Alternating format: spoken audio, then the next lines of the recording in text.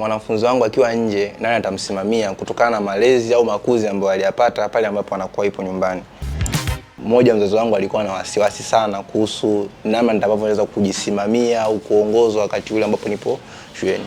Uzuri kuhusu City University ni chuo ambacho kina act on behalf of the parent. Tukifika pale kuna fomu za mentor-mentee ambazo ni fomu ambazo tunazijazaga kwa ajili ya ile kupata mentor session ambayo inafanyika kila wiki. Ukiwa na tatizo lolote la kiuchumi, kifamilia, masomo, basi unapata nafasi ya kukutana na Department ya International Affairs kuelezea changamoto au matatizo ambayo anakupata. Na pili, kuhusu swala la attendance. Kuhusu City University kwetu tuna ID cards ambazo zina scanner kwamba mwanafunzi anapoingia chuoni ina scan na inasoma kwenye mfumo kwamba huyu mwanafunzi leo ameingia chuoni, na anapotoka, anapo sign out pia una scan inakuonyesha kwamba mwanafunzi ame sign out muda fulani.